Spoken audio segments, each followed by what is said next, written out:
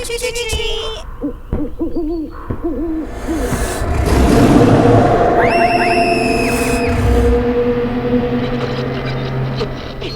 Candy.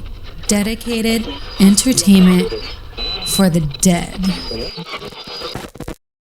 We're gonna have ourselves a party.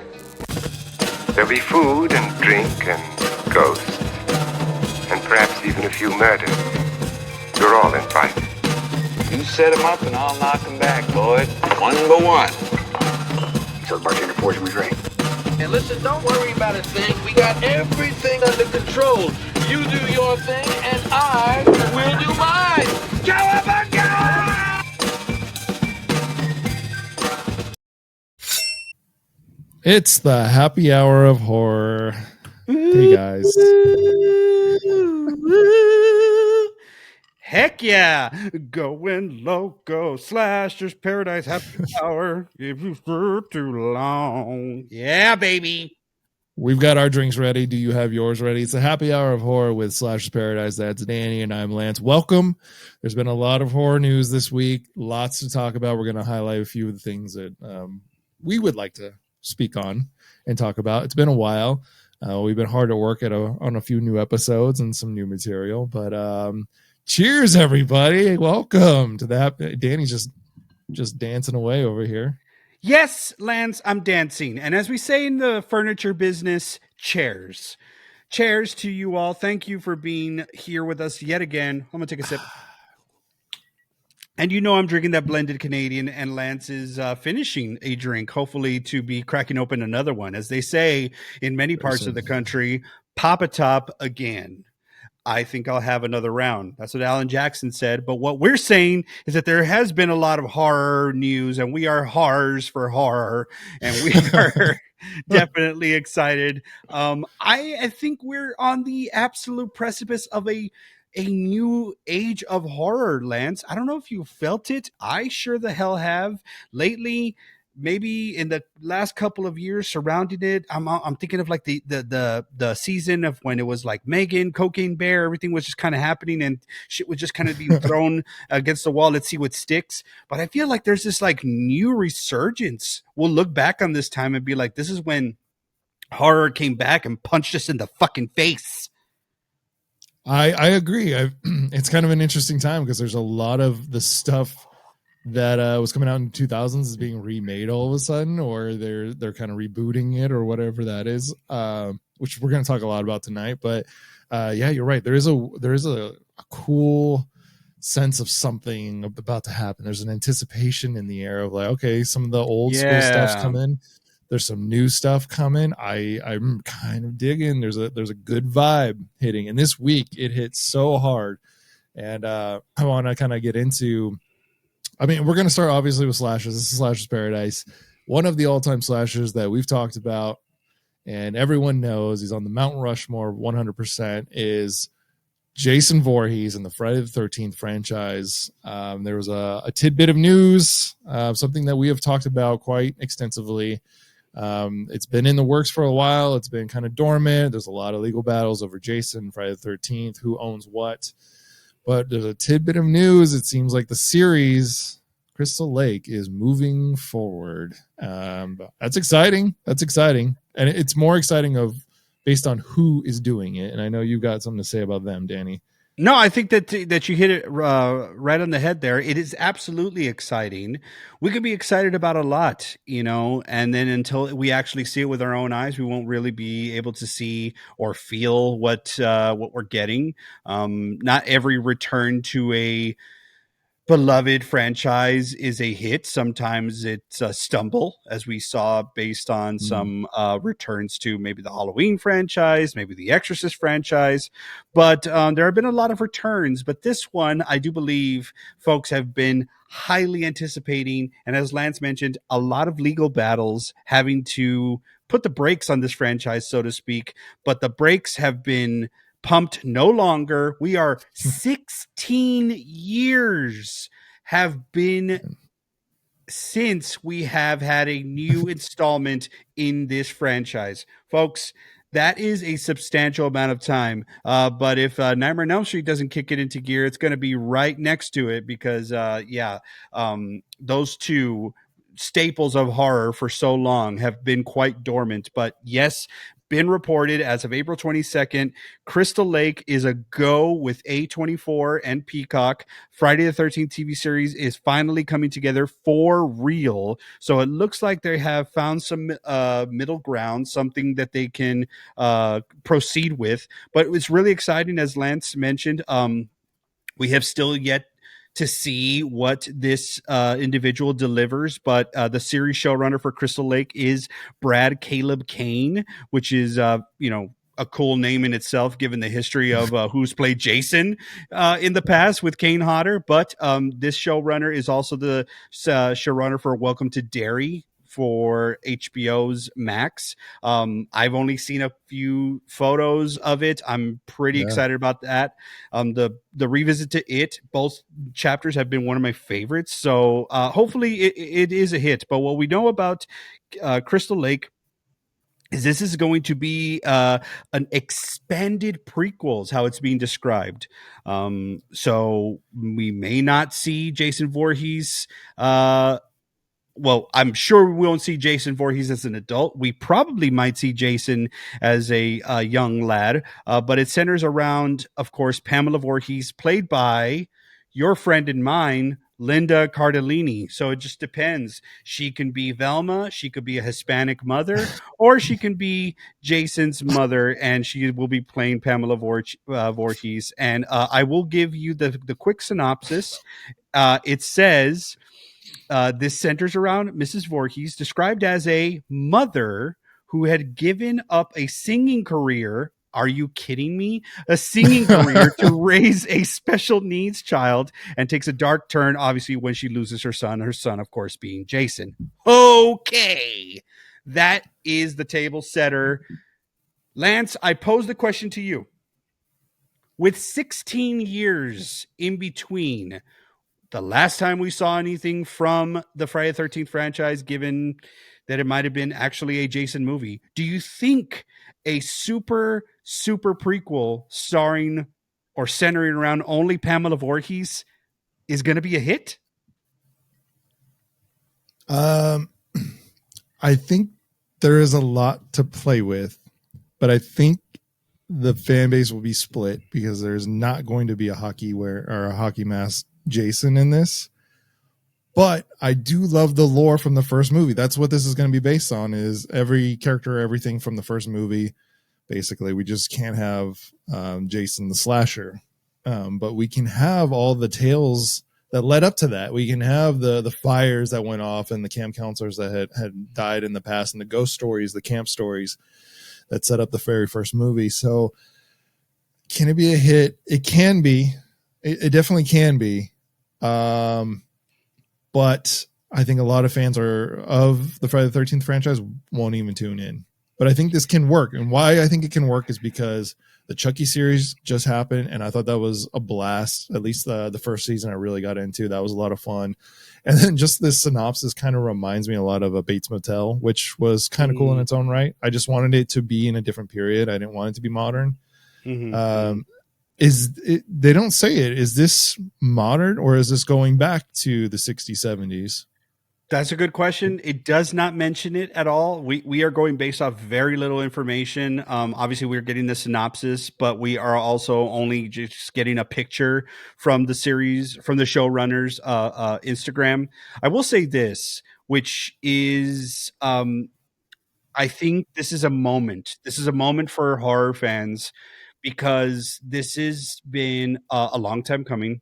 We have been clamoring. I will include myself in the populace. We have been clamoring for a new installment, and we're saying, get your shit together, get your legal shit together.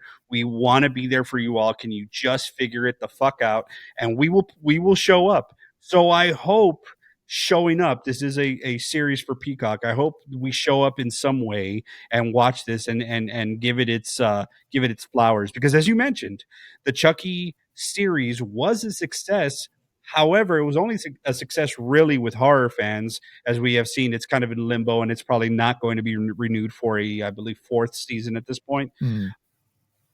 But all that to say is you never know. You never know, because if they uh, I always like to kind of, when I think about these sort of TV shows kind of living in two worlds, I think of Friday Night Lights, the TV show, because a good friend of mine described it as the reason it could never find its footing. And if you remember when it was coming out, it like started on NBC, then it was like on a direct TV channel for a little bit towards the end. Mm, Kind of weird. It never yeah. really found its footing because it was for the folks who were tuning in to see a sports series and wanted to see a lot of sports being played. They were like, "Oh, what's all this teen drama?" And then for the folks who were Right. like, who are really into the teen drama, they were like, "What the hell is this sports shit?" Right? So it just never really appeased the two worlds. I think it's a dangerous sort of endeavor to go in super prequel land, just because, as you mentioned, Bates Motel, that's a fantastic call out, because are you just kind of waiting for him to become Norman Bates and for him to, I mean, if Vera Farmiga's alive, well, we know it's not the real Norman Bates, because obviously in Psycho the mom is not alive. But like the same goes for Gotham.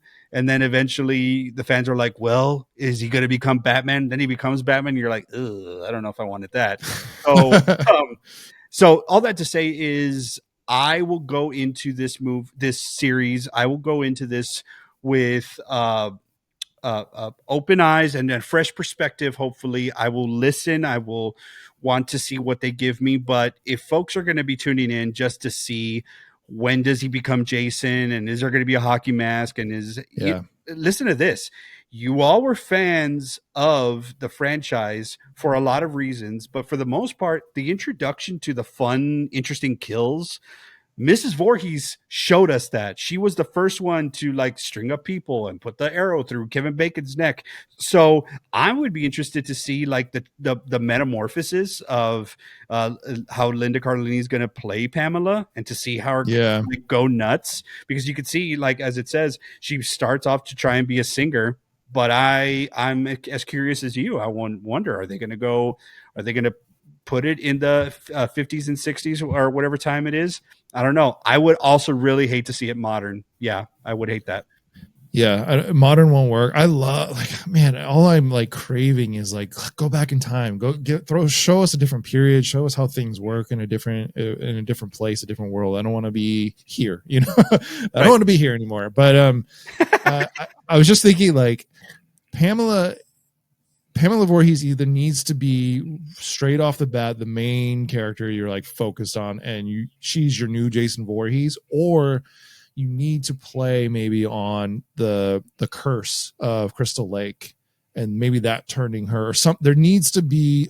You need to know right away this is not about Jason Voorhees. Like it's a catalyst maybe down the road, or something, but there needs to be a star that right away you're like, okay, it's the curse of Crystal Lake, and then it's Pamela Voorhees, and then because of all that, Jason Voorhees comes back with a vengeance. Like, you need to get out of your head that this is about Jason Voorhees. It's not. It's how cool when we watch Friday the 13th now, I love the campfire stories of how cursed Crystal Lake is, and nobody knows it's a person. It's just cursed. It's just cursed. That's all it is. There's fires, there's attacks, there's all these weird things going on, and nobody knows why. And people are, go with that maybe, or immediately make Pamela Voorhees like the stunner killer. Like she needs to have a bite right away. I think that's kind of how you get us. Yeah, I think if you're gonna want to lean into the curse aspect, first of all, there are many types of curses. So would this one be a death curse? Maybe that's the type of curse we want to lean into. No, a young crazy Ralph. What the hell? Maybe that'll be fun. Maybe that'll be fun. But here's what I'm gonna say really quick. Be careful if you are the script writer, obviously, for the episodes, that you don't make the character who is going to end up killing people in a most heinous way too sympathetic, right? Because, like, as we saw in Freddy versus Jason, it's like, obviously there was an antagonist, obviously there was a bad guy between the two, and you're like, hold up, didn't Jason punch someone's head off and rip someone to shreds, and we're supposed to be sympathizing with him? Oh, he was bullied. Because it's like that moment where you're like, you're like, oh dang, you know, hit him back or whatever. Somebody's being bullied at school, and then the kid who like finally like stands up for themselves starts hitting them back, and they're like, oh yeah, you got it. But then he never stops punching, and he just keeps on punching, and it's like, okay, Ralphie, it's okay, Ralphie. Yeah. stop it, you know. So Yeah. that's a very kind of thin line, and it's easy to mess up where you make, you know, you're like, oh yeah, Pamela, I really feel for you because here you are just trying to take care of your kid. And so you're justified. And then she's like, oh, wait a minute. She kind of jumps the shark a little bit and she goes overboard in some of these kills. But maybe that is the actual dynamic that's really going to be interesting to see is like, as an audience, how do you resonate with that feeling of saying, I am sympathetic to what she's going through and what she, you know, ultimately has happened to her. But am I going to be ultra sympathetic that now she's starting to kill people, and where do I draw the line? So yeah, maybe that's going to be fun to see. Yeah. I think it can work, and I hope it does. You know, I will obviously tune in. I'm very curious. I do like a good origin story, but this is a delicate one. You know what I mean? This is you've got to be really careful with the elements of this and what you're allowed to go into and what you can't touch, you know, and the fans need to know that going in as well. I think there's a lot of old school fans that are going to love it. There might be a few fans like, I'm out, you know, and maybe this isn't for me, which, you know, is fine. That's totally fine too. It is totally fine. Hopefully they show us a way to where, because this is such a tumultuous sort of legal battle, hopefully they show us that these two things can coexist and that they're like, yeah, this is exactly how the courts have decided it.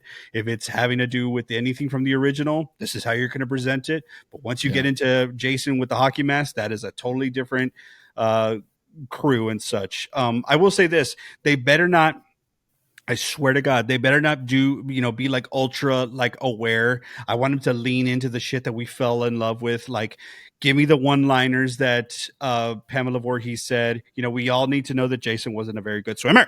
You know, we need to know all that stuff.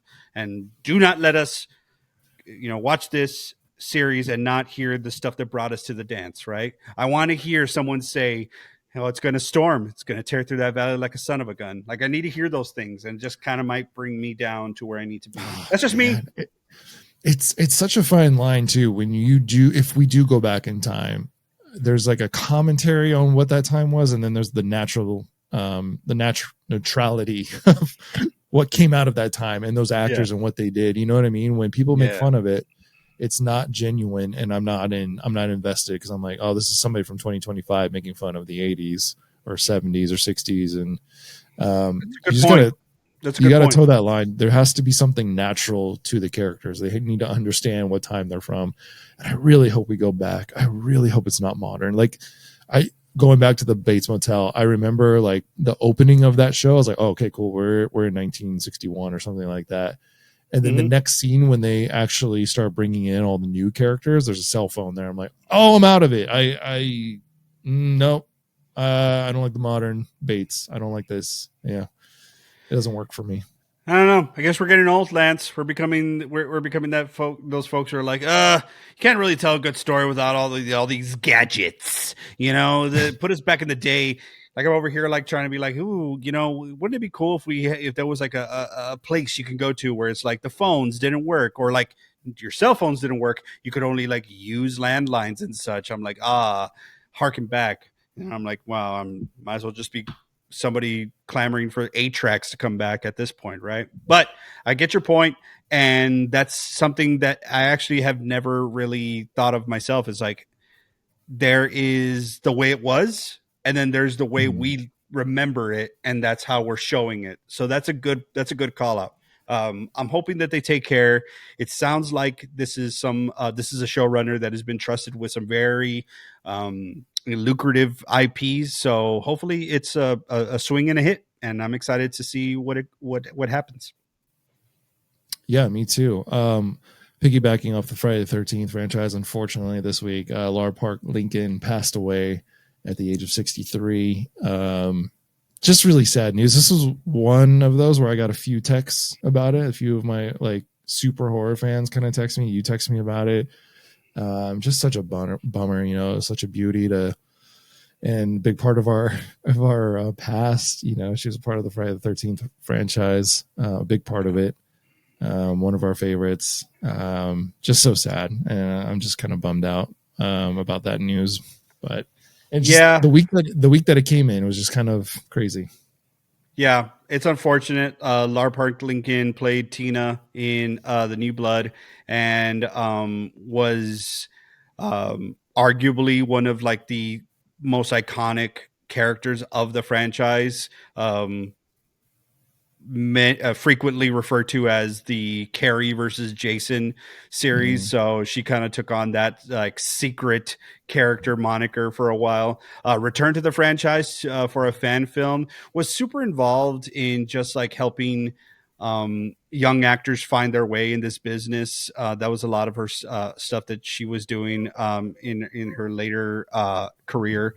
I did see something that if you were inclined to send flowers or anything for the family, you can instead donate to the SAG-AFTRA Foundation. To the end, wanted to continue the work to help young actors find their way into this business. And I can only imagine what she must have gone through, good and bad, when she was, starting her career and then being a part of such an iconic franchise. But yeah, man, as you start to see the people that you grew up with and these staples of these movies, and you're like, yeah, that's a character in a movie that I can always, go to and they'll be there. But it's like, these people are mortal. And, when that happens, it is such a bummer. So hopefully this new addition to the franchise restores some good feelings and good vibes, and we can continue to write this out, because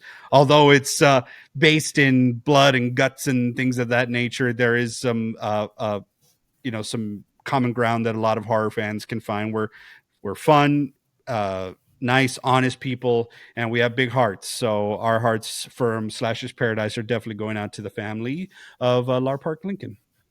Absolutely. I think I need a drink, Danny. Danny, do you have a drink for our listeners so we can kind of get back into the swing of things after all this sadness? Hell yeah, I have a drink. I would like to share with you all an original drink for this wonderful, wonderful happy hour. This is called the Slashers Paradise Rum Punch. Serves 4 folks, so you can make it if you are the one who throws down in the kitchen. You could be the one who does it, but it's very simple and it's very choice. What you will need is 1.5 cups of dark rum, 1 cup of pineapple juice, 1 cup of cranberry juice, a 4th cup of lime juice, and then a 4th cup of grenadine. So all you got to do is pour everything into a pitcher or a punch bowl and then stir it and chill. With ice, serving glasses over ice. The glasses can be, your choice. I say do it over a nice tiki glass, but the ice is non-negotiable. I do love a good rocks drink. So this is a punch that you can make as a communal punch, and garnish it with some lime wheels or even a cherry eyeball. To be extra spooky. And enjoy it with your friends and have a nice little drink on us. That is the Slashers Paradise Rum Punch. Congratulations. Hey, all right, we got a drink in our hands. Let's go. Sticking with slashers, I Know What You Did Last Summer is coming back to us in another requel. A requel. I like to call them resequel boots, but requel is the official word, thanks to, I think, Scream 5 or something. But the trailer finally hit. Apparently, the first 2 movies are canon, as far as I know. So we've got some of the characters coming back from the first movie, whoever survived from the first 2 movies. Really, really curious where this goes. I mean, it probably is good. And I mean, it's all good. It definitely was not Jack Black. Because he was never in that movie. Uncredited. Bullshit. We actually covered both of these movies, I believe, last summer or the summer before. Had a pretty good time with it. I think we both really enjoyed the first one. The second one definitely took a wild left turn for no reason. But yeah, we're here. It is a semi-franchise. There was a third one that I don't think anyone really watched. Maybe a Prime original. Yeah, I definitely didn't watch it. I believe my wife did. But you know, if this ends in any sort of this is Ben's son play on a last name, I probably will riot in the movie theater. So let's hope it does not. I don't know much. I mean, this is a trailer react. I have honestly never seen this trailer before, but what I do know is that there are some returning, as it is a requel, there are some returning original stars that are going to be in this film. So if the first two are canon, maybe the third one is not. Maybe this is it a direct sequel from part two? Is that what? Do you know that? I don't know shit about any of this. I know about as much as what you just said. I know that there is an original cast tie-in, and that's about it. I haven't seen it yet. Is there excitement for you for another? I know you did last summer.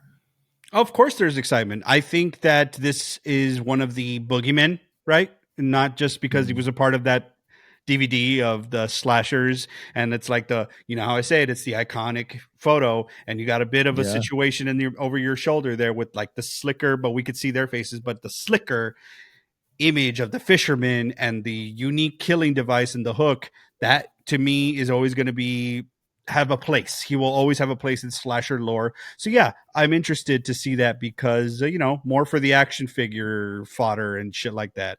I guess at this point, it's like I hope they just do it right. But what does that even mean? I don't even know if I was particularly moved by the other two anyway. We really enjoyed the first one, but I think as I look back on it, was I really enjoying the first one because of how many ties it had to Scream, or did I really enjoy the first one because it was, you know, a unique killer? A lot of things, obviously nostalgia played a big part of it, but you were going to say? No, you just kind of mentioned that. I'm like, there isn't much merch for I Know What You Did Last Summer. We kind of talked about this when we were talking about the movies. Like, he was so close to being iconic, and I think if the second one had really like even gotten close to the first one, like we would have been like, oh, like here's our new iconic killer. I think we were hungry for another one after Scream. We're like, all right, these are our slashers. Like, these are new modern ones, even though there was a book about I Know What You Did Last Summer from the 80s. But it was cool, and it's funny that we don't see that much merch. I think the second one just really destroyed the legacy of Ben's son. Look, I think the question that they asked themselves, it looks like it's being released by Sony. The question that they asked themselves, the question that they probably asked Jennifer Love Hewitt, the question that they asked Freddie Prinze Jr., the question that I'm going to be asking you, Lance, so that I guess we can just jump into this, is the question that has been a part of this movie forever, and the iconic scene directed by a 4-year-old, or what was it, 12-year-old or something like that. I guess we all need to ask ourselves, what are we waiting for, huh? What are we waiting for? What are we waiting for? All right, let's jump on into it. Here's the trailer for I Know What You Did Last Summer. Baby. You okay? Why don't you go upstairs and do that guided meditation you like? Like we hate. Find a peaceful setting and close your eyes. Is that a tomato bath bomb? Imagine a white light. Calling Okay, good pull. Hello? Now, feel that love It's Scream. entering your body and emanating out from your chest. Oh, not killed with a fish hook. Oh, that's a harpoon, Deep sir, isn't it? breath in. And remember, the energy you give to the universe always comes back to you. There it is.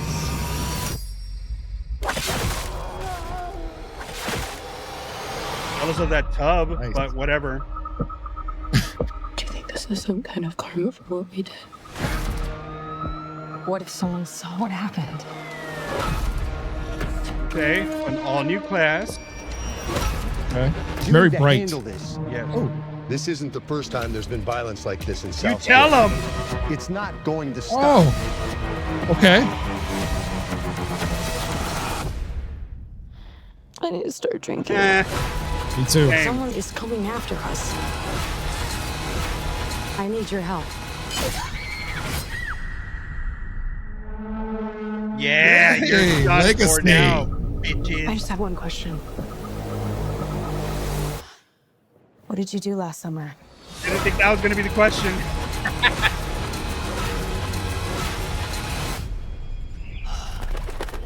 This place is so beautiful, it makes me want to die. Okay. Okay. Honest reaction. I was underwhelmed. Okay, why? I've seen this before. Just feels like it feels like they're late to the party. I hate it. I really hate it because it's going and getting Laurie's help.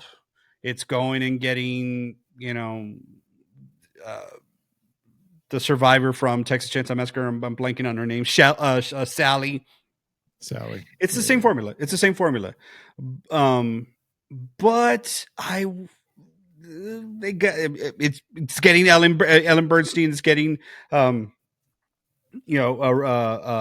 McNeil from The Exorcist help. Right? Okay. It's getting the legacy characters help for the same things that happened in the past. So if I did not see Freddie Prinze and if I did not see Jennifer Love Hewitt, I would have been like straight up remake. Same name. Pretty much all the same beats, but it looks like, obviously a little bit of a modern twist. It looks like they're definitely peppering the comedy a little bit more. Some fresh faces people I've never seen, but I was like, I wanted to be whelmed and I was underwhelmed. Underwhelmed. That's just me. I'm kind of wondering with the sense of humor that it has in the opening scene. I was like, oh, this is Scream. This is Scream 1. This is a Scream TV series. This is Scream. But even I was kind of going back. I'm like, maybe they're aware of that. Maybe that was the point of this. Maybe there's a sense of humor. Like, we understand that you all think we're Scream, but we've got some surprises in store for you. Maybe it's a hard sell, or just come to the theater and see it and see what happens. There seems to be a lot of daytime fisherman stuff going on, so I'm really curious if that's part of the surprise of like, oh, you don't expect him and then here he is. I kind of like the harpoon. I mean, that's kind of cool to add to the fisherman's arsenal, something different than he hasn't really used. Kind of dig that.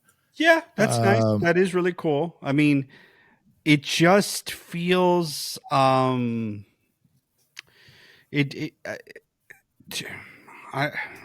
don't want to be like this, right? Because I guess our horror fans are never happy, or they're never pleased.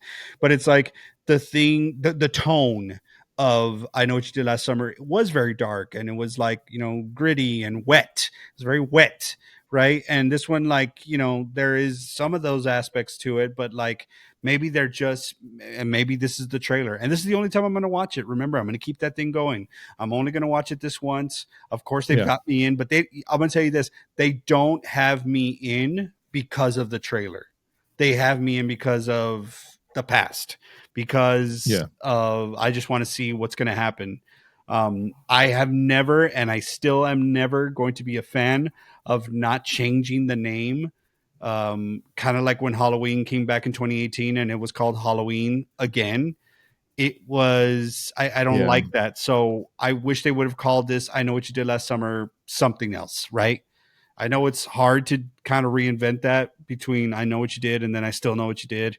And then that's, you're kind of in a corner there. But it could have been called something else, What Did You Do Last Summer? I love that. Why didn't you just keep it that? Like, that was great. But, I mean, I'm going to watch it. Jennifer Love Hewitt is like one of the all-timers. You know what I'm saying? Like, let's just cut the bullshit here. Okay. She's got me in because that's Jennifer Love Hewitt. So she looks great. Freddie Prinze Jr. looks great. I do like, it seems as though Jennifer Love Hewitt is working at the college where Sidney Prescott was in part 2 of Scream. Looks exactly the same. The same thing. Gosh. I'm buying in because of the legacy cast. I instantly don't really care about the new cast. They look so glamorized. And again, it kind of goes back to what we were talking about with the Friday the 13th stuff we were just mentioning, is like, when you modernize it and you try to capture it from another time, it just doesn't feel as natural as it did then. And it just looks, again, like some supermodels trying to act and react what we've already seen. So don't care for the new cast instantly, but I will give it a shake, literally just because of the legacy characters. And like you said, I want to know what happens. It's kind of like why I got into Marvel movies, because I'm like, I just want to know what the big story is. I love Assassin's Creed. I'm like, I just want to know what the whole story is. So I will play a 200-hour game because I just want to know. I want to continue the story. I want to see where this goes. So yeah, I mean, I'm in. I'll watch it. You're right. I don't know if I would say I'm underwhelmed. I think I'm just whelmed, not overwhelmed. Just I'm whelmed. You're underwhelmed. That's where we're at. Yeah. Will we be in the theater for it? I'll be there.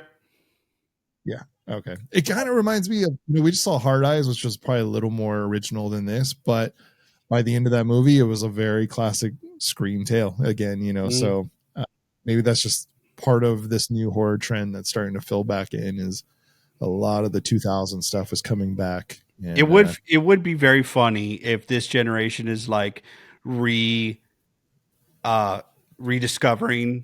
slashers, and they're like, oh my god, this, because it's all cyclical. It's like for a while it was about monsters, and then it becomes about psychological, and then entities and stuff like that, and then slashers kind of took like a back seat and stuff, and then it was like the ultra real, and now it almost looks like slashers are coming back in a way, amongst all the other varieties of genre horror. So I'm excited to see both legacy characters do their thing.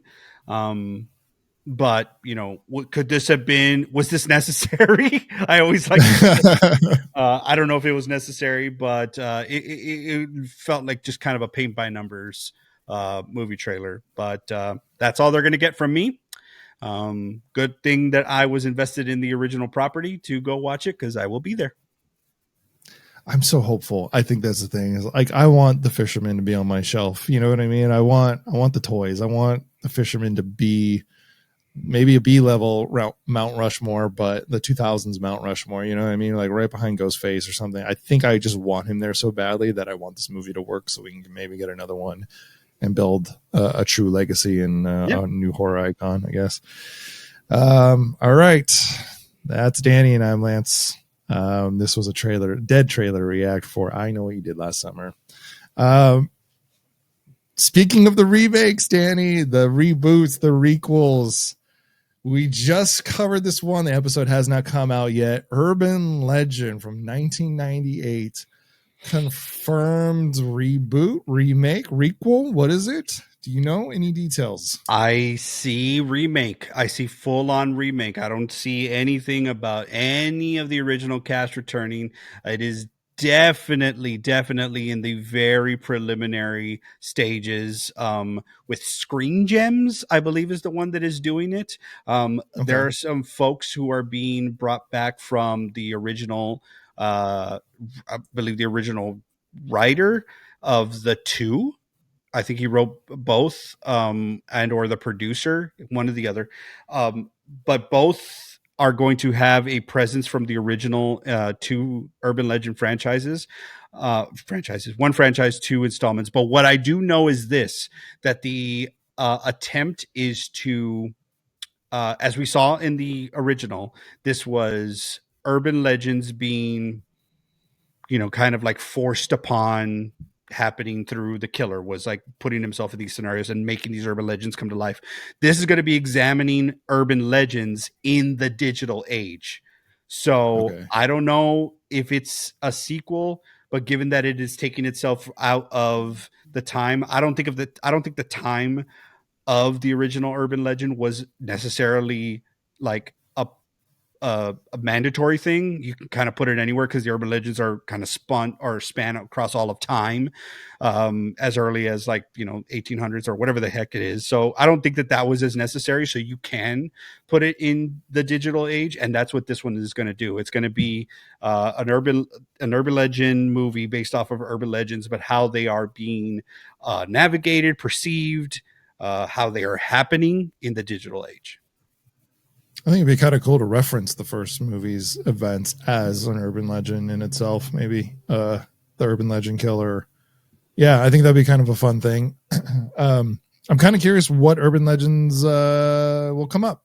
If it's all new urban legends like the of the digital age, or if it's like using the digital age to tell some of the old ones, or how exactly they're going to do that. I hope that there is some reference to the original though. Like that would be really fun. And is it even a slasher at that point? Like, is somebody carrying out the urban legends? Yeah, because there's so much, as you mentioned, there's so much that you could do. It's like the catfishing urban legend, right? Like the idea of who are you talking to on the other side of the screen? Like that's an urban legend that we have now come to, and they were talking to a guy in his basement and he lured them in and would cut them up, or they were being catfished the whole time or they thought that they were talking to their girlfriend and they were talking to a ghost, whatever. The point is that there are a lot of things that are happening and have happened that we are like cautionary tales that we've heard in this day and age that they can definitely have some fun with. So it looks like I'm putting it up here. Screen Gems is developing it. It is a new take. It is a remake, a reboot. And then Shanra Wakefield, who wrote The Killer in Red, will write the script with Gary Dauberman, who just produced Until Dawn, which is recently in the theaters. So Neil Moritz is in talks also to produce with a reboot in early development. That is, he's the producer from the original. But Jamie Blanks, who directed it in 1998, nothing about him returning or being involved is being reported right now. But all we know is, like I mentioned, while the plot details are unknown, sources say the story aims to be an examination of what an urban legend looks like in the post-digital world. So it's pretty much all we have right now. Interesting. Yeah, again, it is very, very early on. I'm sure we'll kind of dig into this as we get more details. I'm very curious if it turns out to be a slasher flick in a sense, or if it's just, I don't know, maybe it's a new age of slasher. It seems like we are in an age of remakes of the late 90s, early 2000s. It's funny you mentioned that because and this article on Blade Disgusting calls out something that was written in 2021 about urban legend, about how it was often accused as being too imitative of Scream. So it's funny that urban legend has been compared to Scream in the past, where Scream has also been compared to, obviously not, Kevin Williamson being attached to Scream and I Know What You Did Last Summer. It's funny because now all three are on the way to having a new installment release: Scream, I Know What You Did Last Summer, and now Urban Legend. So we're on our way. What does that mean? What does that mean, Lance? What other 90s horror slashers are we going to get? So we're going to get another Wishmaster? Oh boy. What an odd, that belongs in the world of Leprechaun. I told you that the other day, right? I saw some Wishmaster. I was like, oh, this is the same like humor and filmmaking of the Leprechaun movies. Oh, like, yeah. We got to do a crossover. That would have been so great back then to get everyone together for that. Is that I guess, your versus wish? movie. He's very creepy because when he became a human, it was just the guy who is him, and he was talking like this. And it was very creepy. Anyway, this is not the Wishmaster episode. That will come at a later date. But what I will say is we had so much fun with the Urban Legend episode. Please, folks, when it does release, please check it out. It's going to be super, super exciting. One of the things that I believe Lance and I came to watch when we were in our formidable formidable years in our horror movie journey. So that was different than like when I was watching Halloween and such. It was like those were more like my intro to horror. Whereas this was like, oh, I'm in it. I'm in this shit. So yeah, give me what you got. So like, that's why I think that these slashers, these new return to definitely the VHS era of slasher movies are going to be really fun to see. So I'm hopeful. Urban Legend didn't really shake the pillars of heaven when it came out or anything like that. So maybe this one will, kind of restore some sort of, I don't know, buzz to the original two. If anything, it'll get people watching the original, which was, always going to be a lot of fun. As we know, Danielle Harris is in it. So pay your respects, people. Hello. We actually had a lot of fun doing that one. I think I rediscovered my love for that film, or my hidden love for that film. Maybe that's what I'll call it. I think I watched it a lot as a kid, and I thought it was original enough. And I think there's movies that came after that were trying to knock off Urban Legend versus Scream. I remember like a movie like Cry Wolf was a big one at the time. I don't know if you ever saw that one. Yeah. I've watched it once. That's ready for a rewatch. What was really cool about Cry Wolf is at the time they launched. I'm going into it now, and I should have gone into it in the Urban Legend show, but Cry Wolf came out with its own online chat game where somebody gets assigned to be the wolf, and everyone else is a sheep. Wolf. And it was really, really cool. You had to deceive everyone. It was what's the game that came out? I'm feeling old now. Werewolves. No, there was a game recently. Sus. Damn, I forget what it was called. Among Us. Among Us, yeah. It was basically Among Us, where you have to convince everybody that you're not the wolf, and you do it through chat conversations, and slowly but surely you kill everyone in the circle. And if you're the wolf at the end, you win. If you find the wolf, then you survive and you win. But that was a really cool thing that came out with the movie. I thought that was really interesting at the time, but the movie itself was literally just felt like Urban Legend, like an Urban Legend sequel with a pretty disappointing finish as far as I was concerned, but got to be different. Got to try something new. So what try it out. Cry Wolf. Yeah. What would you say though, besides like, cause I think definitely the catfishing sort of danger that's out there. You don't know who you're talking to online. That's definitely something that is, people can be claiming that they were the ones who got catfished the most. But what are some like, what else comes to mind of like some like modern urban legends, I don't know, like, cause like the flashing of the lights, cause somebody doesn't have their lights on, dude, it's happened to me as I'm coming home from work and stuff. And I'm on the 5 and somebody is like, doesn't have their lights on. I'm like, God help you. Then somebody else do it. They're still with me. You know what I'm saying? But I'm like, I definitely could think of the catfish. Maybe it's like the Craigslist. Maybe that's a little bit of it's a shoulder sort of causality of that sort of like anonymous, person online sort of thing. I don't know. What else? I really don't know. I feel like so much of it today is just like, what do you believe and what do you not believe? It's not so much urban legends. It's just people getting fooled into believing things are real. I don't know. I don't really know what would be consistent of an urban legend these days. Something new. Yeah. People are just kind of falling for things left and right, but there's nothing like mysterious or different. So I'm not really sure. That's why I'm curious. Like, do you use a slasher to do these things, or I don't know how it works. I mean, I think they do. You know any? I mean, that's the only ones I could think of. Because what is an urban legend if not something, a shared story that may have been originated with some truth that have been passed on from game of telephone, person to person, that now it's like, oh, actually that actually happened to me, or I know someone that happened to. Because it's, I guess maybe I'm thinking of it of those types of stories that have been born in this age. And maybe it's just the age old urban legends and how they're applicable or how they are being interpreted today. So maybe the urban legends themselves are not going to really change as much. It's not like they covered them all in the original, but yeah. So I mean, that's honestly all I can really think of. What has the digital age brought us, if not just the ultimate masking of who we can be and who we are interacting with each other online, and we're all connected. So I definitely think it needs to lean into that, you know.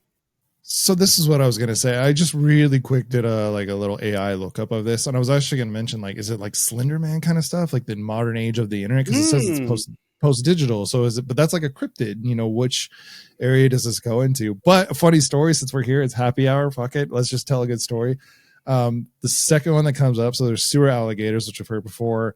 The second one that comes up is the Bunny Man, a legend based on a real incident of an axe-wielding figure in a bunny costume, often associated with chasing people and vandalizing cars. Interesting, Danny, because I just don't even. What? You've seen the Bunny Man? No, but I recently just told this story where we work, our place of employment. Right across the street, and you go down the hill of the main entrance. There's a what would you call it? The sidewalk gets covered by like the bridge, but there's a tunnel. For years, I was told about the Bunny Man in the tunnel. He would be out there dressed in a full dirty bunny suit, holding signs that were anti our job. He would have these weird signs out there, and he was basically telling people like stay away, and would have these other kind of cryptic sort of like messages and stuff. Don't eat at the cafeteria. The Bunny Man. Oh my God, that's hilarious. So just the quick list is the Slender Man, Bloody Mary, which they already did. That was like the third movie, which is technically kind of a part of it. Poison Candy, Myths Surrounding, Strangers Hiding Harmful Substances. We saw in Trick or Treat already. Cropsy, which we've talked about. Area 51. So this is just like kind of like random stuff. I don't know how you really kind of put that in there. So maybe it's like, because I remember when The Ring did another installation of the franchise, and they were like, it's imagine, because remember, I love to make this joke. It's like, and someone's like, did you know there's this movie, and if you watch it, you'll die in 7 days? Oh, really? How do we watch it? Is there a clip? No, it's a cassette, and you need a VCR. It's like, oh, I don't have any of that shit. Oh, I guess her powers are not are meaningless. But how would that apply if that same clip that kills was uploaded to the internet? So maybe that's what they're doing. Maybe that's what they're like leaning on. It's like urban legends were as impactful as how quickly they were spread from person to person. So maybe in the case of like a Slender Man, a Bunny Man, and stuff like that, yeah, it's like, you know, you got the people like me who, the way I just kind of like, you know, illustrated the point where I was like, did you see Bunny Man? And you're like, no, listen, let me tell you, you know, there it is. I'll watch that shit. Yeah. You got me. Yeah. You got me. I'm in. Yeah. I'm curious. Piggybacking on the trauma of our childhood and remakes, Final Destination Bloodlines came out with a trailer recently. I don't know about you, Danny, but of all the horror films that we've talked about, Final Destination, we haven't talked about it yet. That movie messed me up the most of any movie. And I'm not talking about the second one, which was everyone references. Yeah. It was the first movie that fucked me up. And there's a story to it, because I didn't know what I was watching in the theater. I was taken, my sister took me for my birthday. I was like, she's like, oh, you like horror films, right? I'm like, okay, sure. Yeah, I'm 9 or 10 years old. And took me to this, and Final Destination, man, just I was like ducking around trains. I didn't want to go on an airplane. There was just such a creep factor to that first movie that just absolutely destroyed my soul as a child. And I couldn't move. Yeah. I'm going to be honest. I found them to be like ultra kind of grotesque, maybe just because like the ferocity of some of the kills. Maybe I am thinking of the second part and how like gruesome and gnarly that scene was on the highway, and is the one that people think about the most. It's funny because like Devon Sawa, people are introduced to and have their like memories of Devon Sawa in movies at various times in their lives, right? So for me, the first time I saw Devon Sawa, I think was Little Giants, and then right after shortly, and I don't even know if they came out one after the other or whatever the case may be, but then I saw him, of course, at the end of Casper, right? So there had been a while that I didn't really see him in anything, and then it was like, boom, here's Idle Hands, and here is Final Destination. But it's so weird because I remember the original Final Destination, watching it like at a party or someone brought it to school, some shit where like it was a communal sort of watching effort. And I just was like chasing the girls or, you know, having a good time at the party. I forget what it was. It was just like, I was kind of sparingly watching the movie, and that it's a weird thing that the only thing, and it's, you see the images now and you're like, of course I remember that scene, or remember him like, you know, losing his mind on the airplane, and you know there's that shot of him like screaming on the flight. But it's a weird sort of moment. It's when he's trying to hide, I guess, wait it out from death, and he's in a cabin, and Death is trying to like at this, it was this thing where it was trying to get a rusty fish hook or something on him, and like he doesn't let it happen to him, and he just kind of like looks around, he's got the hook in his hand or something like that, and he goes, tetanus, nice, something like that. And for some reason, the fact that just that scene, that like single line of dialogue just sat with me forever, because going to the ranch, seeing rusty nails all over the place, you know, things like that. I'm like, tetanus, nice. I would always say it in my mind. And so when people talk about the Final Destination movies, like some people are like, that's my shit. That's my franchise of choice. It's like the same folks who say like Saw is my shit. Like that's my franchise of choice. I get it. I totally get it. And I do understand how they can be like incredibly traumatizing, especially because like, you know, you can be in a lot of these situations driving on the highway. If you were tanning in a tanning bed or something like that, or you're in a swimming pool and you get your ass sucked into a hole, you know, lots of things that they showed you throughout the franchise. It was just like, golly, you're really just signing up for the kills. So it's like, for me, Final Destination just turned into do you prefer Saw or do you prefer Final Destination? Final Destination is a little less thought, a little bit more just like how creative can we get with these kills, whereas Saw was a little bit more like there's a point and there's morality and all this crap that's attached to it. So more like, don't think about it, have a fun time. That's definitely your Final Destinations. I try to binge watch all of them not too long ago, and it was a task. It sure was a task. So I honestly don't know where the hell this is in the story. I don't know, like, if everybody's supposed to be dying, so I don't know how much like carryover you can have, but yeah. I will say, it's when it started in the second one, which was why I was kind of almost bummed that people always remember the second one more than the first, because the first really captured that death is everywhere vibe, and they kind of make death like a silent, shadowy killer in the background sort of a thing. But the deaths themselves seemed realistic. They were gory, but they were more realistic than where the series ended up going in the second one. Obviously the opening scene is in the second one is the wood, the tree trunks falling and just taking out an entire highway gruesomely.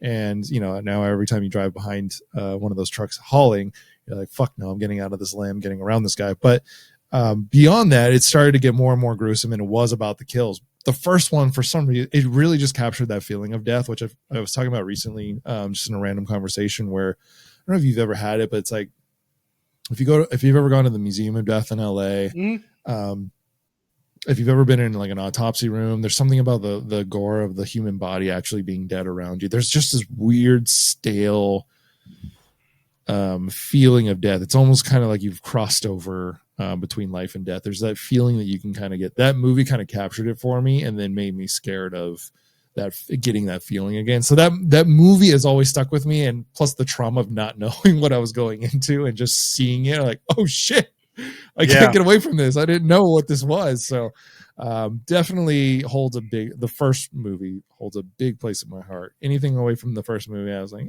whatever, But was Tony Todd in the original?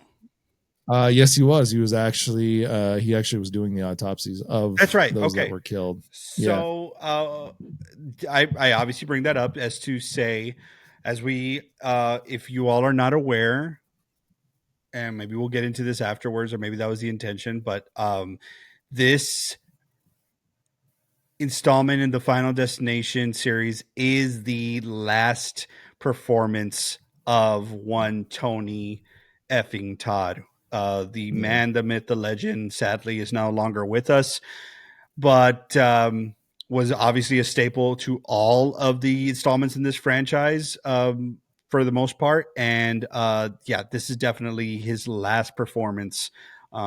So obviously, I think that's going to generate a lot of fond memories of folks who are going to be like, hey, I just kind of want to see Tony do his thing one last time.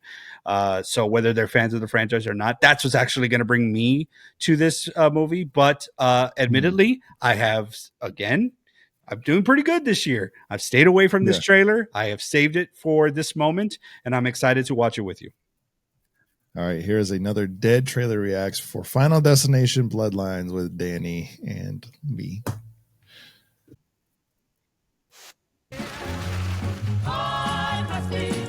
Drinks all around.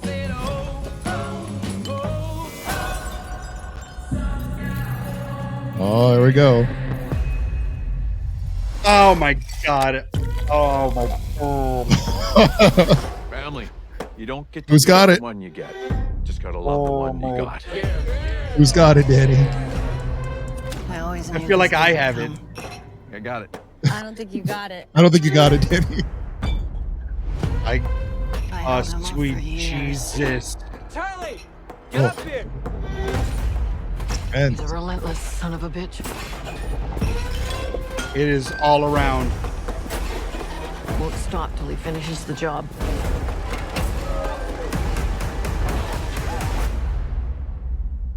Death is coming for our family. I said, oh, oh, oh, oh, oh. Oh.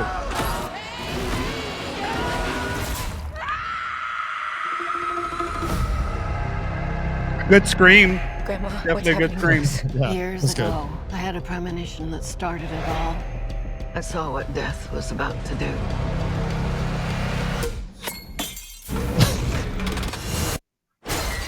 Oh, okay. Oh my. Definitely really liking the sound. Everyone needs to get off the dance floor. Lives that were never meant to be saved.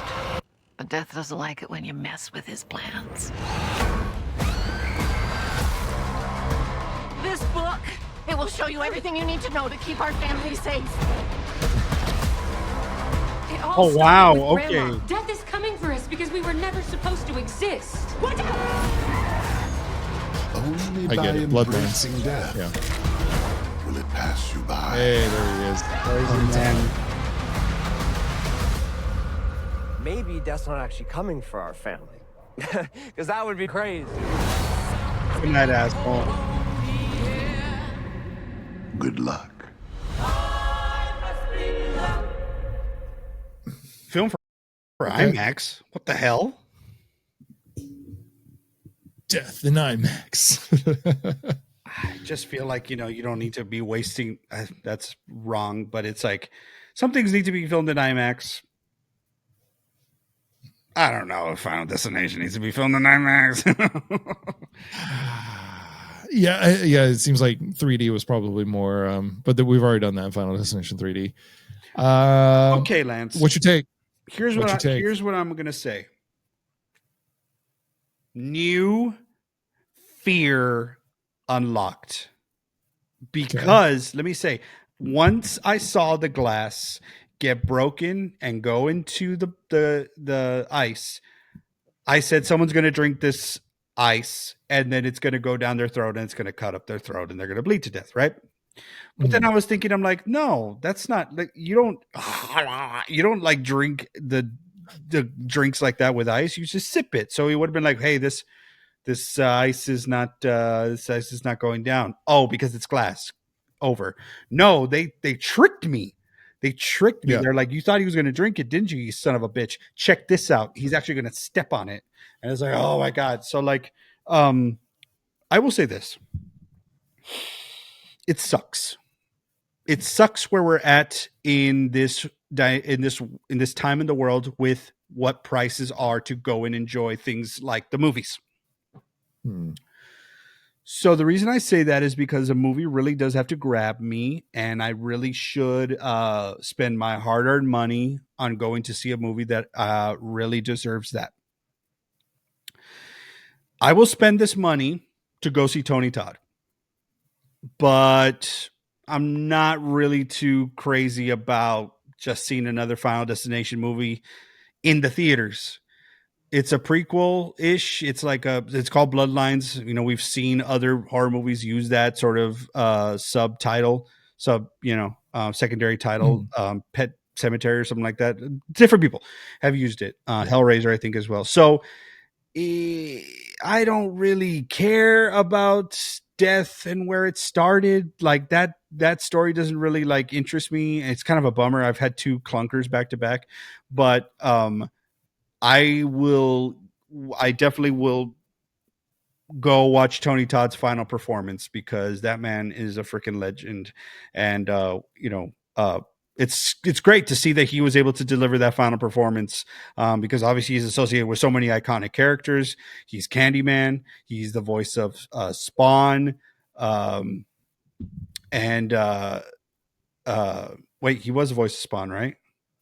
Voice of Venom. He was the voice of Venom recently. Venom, yeah, recently. Yeah, he was in the movie Hatchet, which was kind of a big deal when it came out. Right. He's done a lot. He's done so much. He's done so much.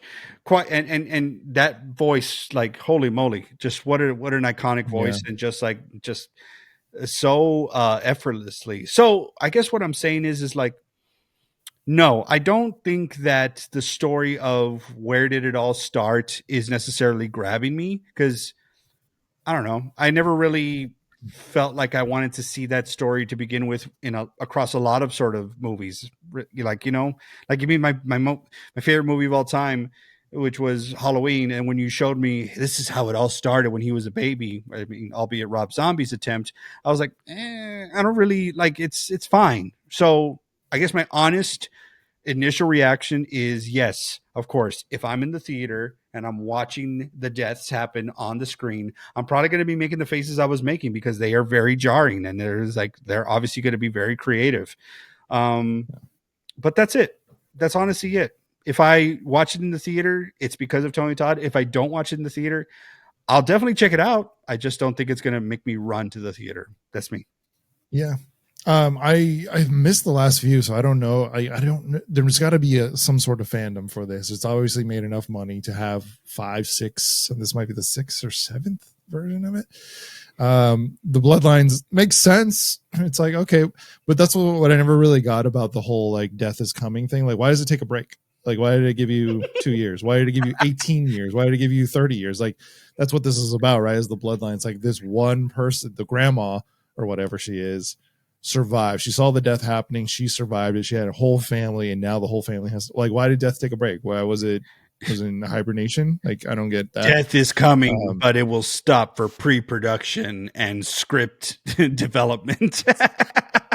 That's what I never really got about the franchise. It's like, why did I take a break for 2 years? But that's obviously to bridge the gap so you can get through the kills. There was a lot of tension in that first scene. Like, they did a really good job of opening up the family death scene. Like, is the whole family going to blow up right now? Like, it's like those old checker trail things. Like, you hit one piece and it just starts knocking down all these other things. That's what it reminded me of. So there's kind of like a comic element to it, but you just don't know where it's going to come from. Right.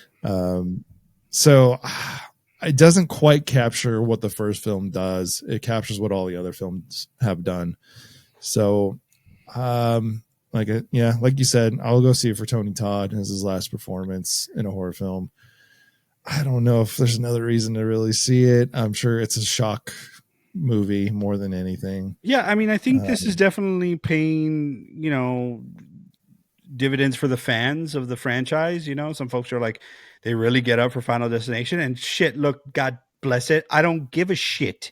The horror movie fans are winning right now. Okay, so let it come out, put it in the theater, and I want to hear more from the Final Destination fans. Like, is there a huge fandom out there? I have not heard that. Like you kind of said, like, where does this land in a horror movie land? Like, this doesn't coincide with the Conjuring kind of movies. The spirituality of it doesn't really coincide with slashers. Yeah. Over the last 25 years that it's been around. Yeah, I think 2000 was when it came out.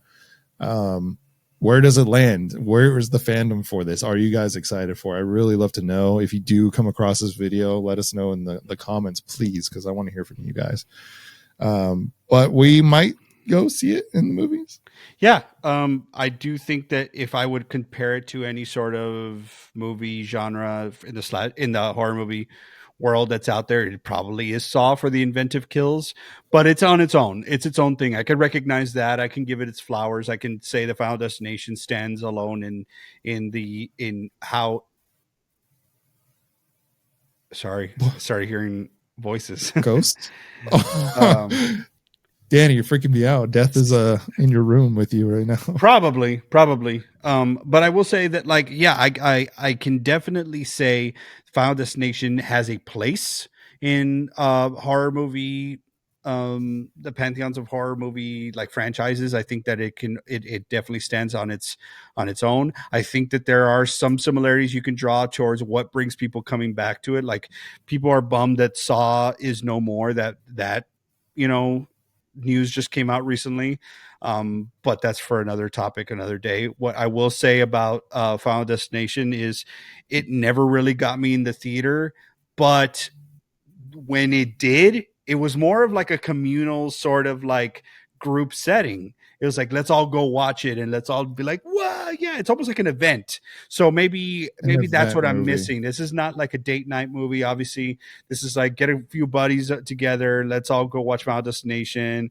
You know, let's be inebriated. Let's enjoy it. So maybe under that guise, I might approach it in the theaters. But I'll say that this thing has enough, you know, sort of buzz going with it, albeit, you know, unfortunately with the passing of Tony Todd. But yeah, I think you're right. We might go to the theaters, but we definitely will watch it whenever we can. All right.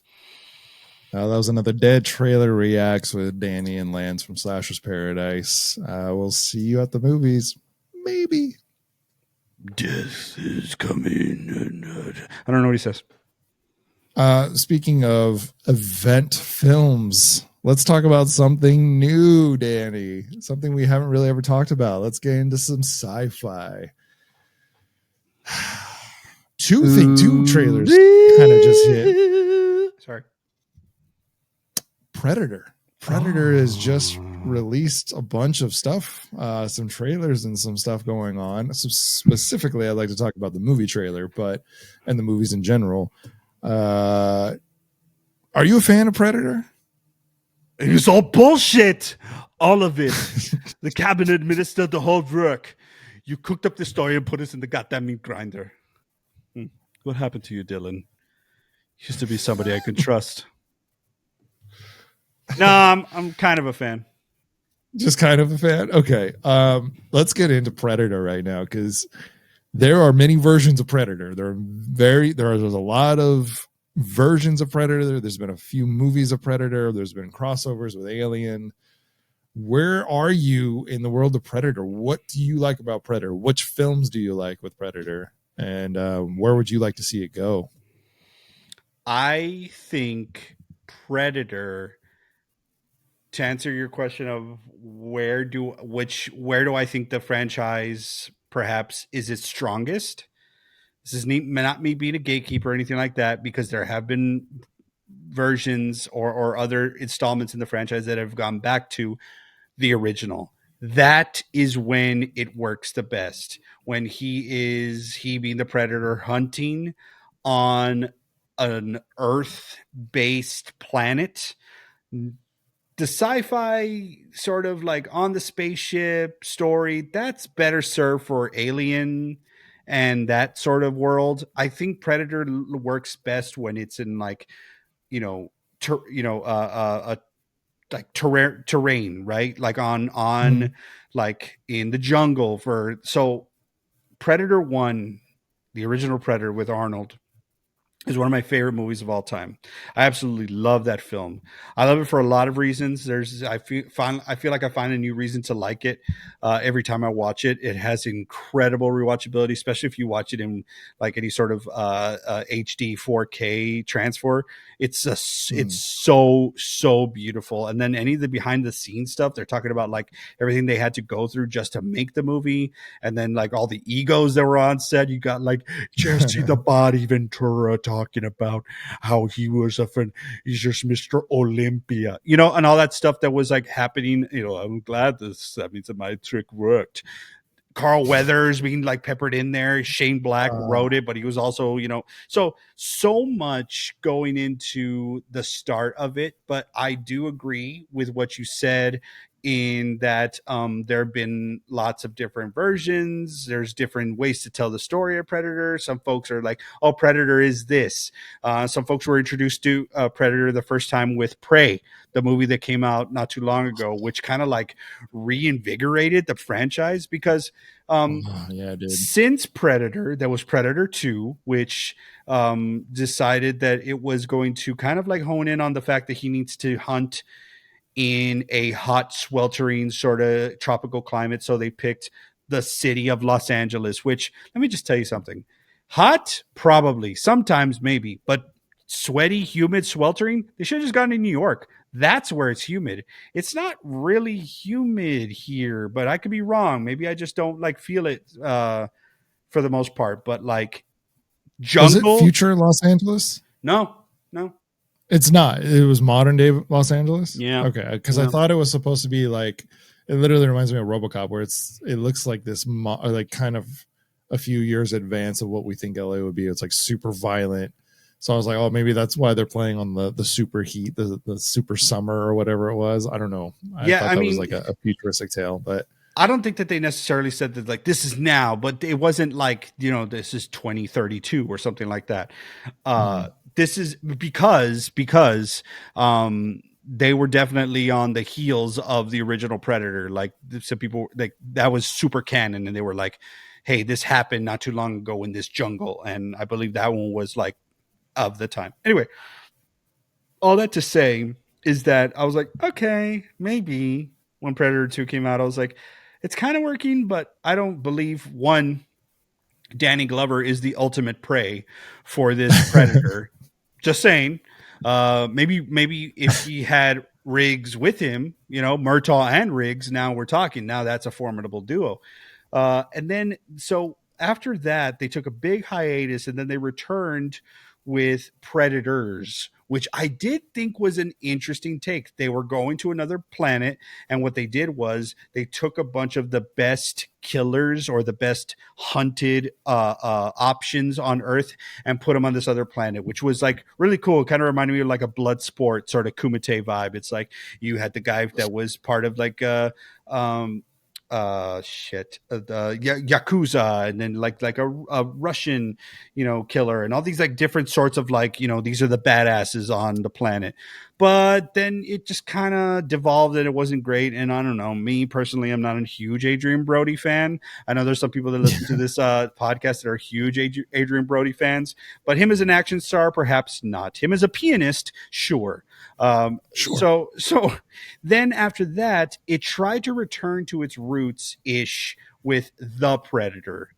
That one was just kind of like too sort of like too like poking fun at itself for my taste. So yeah. All that to say, oh, and you also have to pepper in some Alien versus Predator installments in there, which have been said that those are not canon. They don't fall anywhere in the franchise like timeline for Predator. So then we go super dormant for a while, and then during the pandemic there was development for Prey, which was the thing that got everyone pumped the F up for this franchise again, because it wasn't called Predator. Obviously, it was called Prey. And what they did was they put the Predator monster back in time, because that's what has been established in canon, that they have been coming to Earth throughout its whole history and hunting, right? So it's like, yes, that's what's super exciting about it. This is what like the Predator and Predators kind of got away from, is like you give the humans all these like super advanced guns and like ammunition. It's fine. It's not as like, you know, as exciting. It's like, no, that's at the core of what makes this movie so good, is that yes, Arnold had machine guns and stuff, but like it's the best is when it's at the end, when he's using like, you know, cut up bamboo sticks and spears and shit, and he's like fighting hand to hand. That's when it's its best. So they went back to that. They went back to its roots. So Prey, I believe, is during the Native American time. He is this and by the way, when I say these are all new alien predators. Not one carries over for, you know, to the next installment for the most part.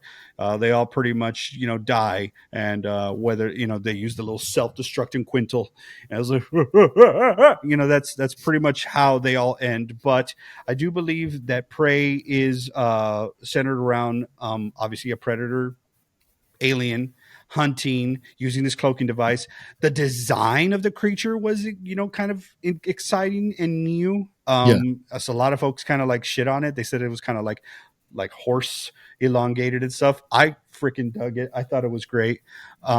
So yes, it's him fighting and or hunting amongst the Native American tribes, I believe. And then now we are going to be, and that's what people said. They said, ooh, give us more of that shit. We want to see Predator in feudal Japan. We want to see Predator in like the Wild West, and just all these like different time periods. And we're like, we would love to see more of that shit. So it looks like finally we are getting a new Predator, and it is going to another specific time period.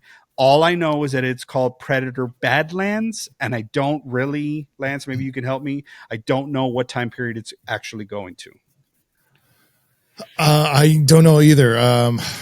My background on Predator, I mean, you gave us quite a great background on the whole Sorry thing. about that. I never shut up. Sorry.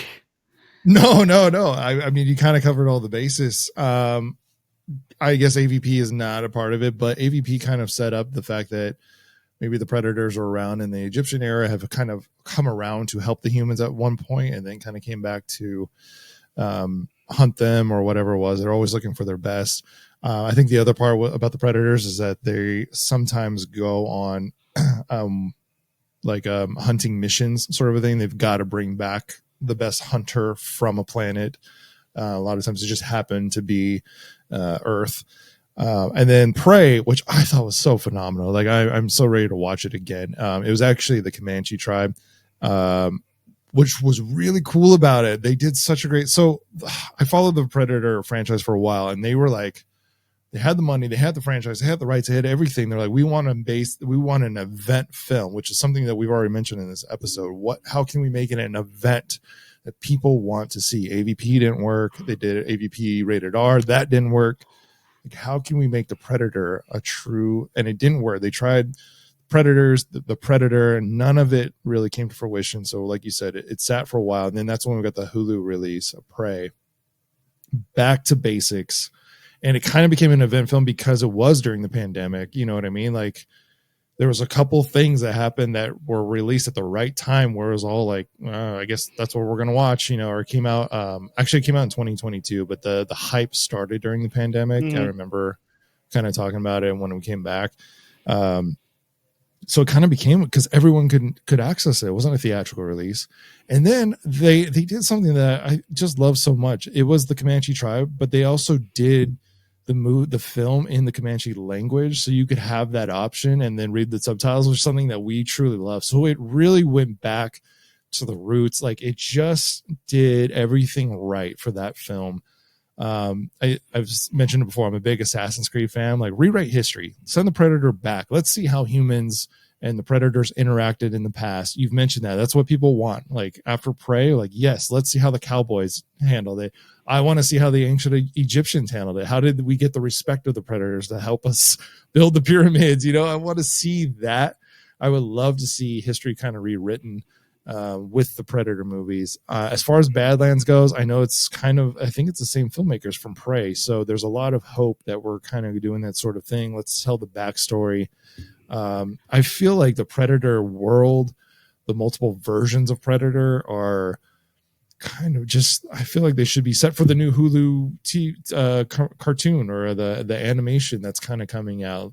To kind of keep it to the comic books. But as far as the movies go, I love seeing the one-on-one. I love seeing hunter versus prey and who's the worthy hunter, so that's really what I want to see. I think that's what the fans are really hoping for after Prey. I do too. I think folks really just want to see a simple story. I don't think they want to see cut 'em up, shoot 'em up stuff per se. I will say that I have a bit of some quotes from Dan Trachtenberg, who is the director of Predator, Badlands, and Prey. Are you familiar with the game Shadow of the Colossus? Yeah. So he said he was Predator Badlands was very much inspired by Shadow of the Colossus, which is really cool. I personally have never heard of that game or played it, but it looks like it's definitely getting some inspiration from that. I will say that there have been a few details that have been released. I have not watched the trailer yet, but I do want to say that this is a bit of a new story.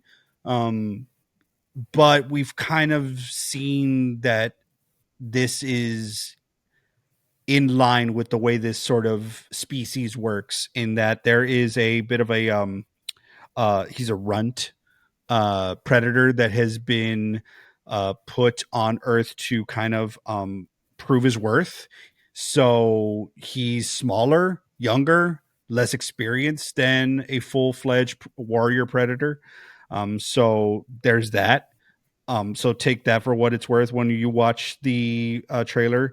But all we know is that, and in addition to that, there is, it looks like from the chatter online, there's going to be, while Alien versus Predator is not canon, it looks like there is going to be either an attempt or reattempt to introduce the two to each other in possibly a future sort of adaptation, bringing them both together on the screen.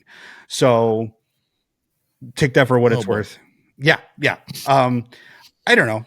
Alien versus Predator, if you remember, came shortly after Freddy versus Jason. I think they were just trying to capitalize on that shit. So I think that just with a little bit more care and finesse, the two can be told, or the two stories can. I don't think it's like hey, let's put them against each other. I think it's like, hey, they exist in the same world. So you see like an alien. So remember part 2, Predator part 2, that was the thing that started everybody's like, made everybody kind of like, made everybody's pants get tighter or soaked, because they saw his trophy case where he had all these skulls, and it's like, oh damn, he killed the dinosaur at one point, but you saw the skull of a xenomorph from Alien, and that's where everybody was like, like they lost it, because it had only been like, it's like RoboCop versus Terminator, all these like nerds putting like, and that's us putting like these like what if these two fought. But then that spawned like comic books and such like that, and then eventually we do get the movies. But all I know is that those details may be evident in the trailer. That's all I know. So excited to watch it. It's funny you mentioned the trophy rack in 2, but I was more excited in Prey because they actually mentioned the flintlock that the Predator hands Danny Glover. It's actually mentioned in Prey. I was like, oh, it's a tie into the second one and the trophies, and it was so cool to me. Like, that's what I actually geeked out for more. Again, like I love kind of inserting these modern stories into old history and kind of like, the secret that nobody knew, was kind of happening the whole time. I really enjoy that storytelling. So that's where I'd like to see it more. With what you just told me, I'm a little worried about where we're going with Badlands, but we're going to check it out. Okay. There's the trophy rack we were just talking about.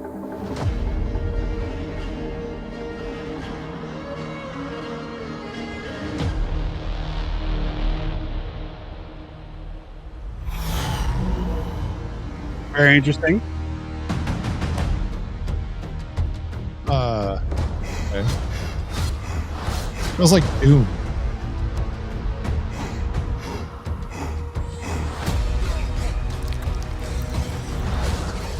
Okay. What world are we on? So it doesn't look like they're on Earth. No. You're hunting something that can't be killed.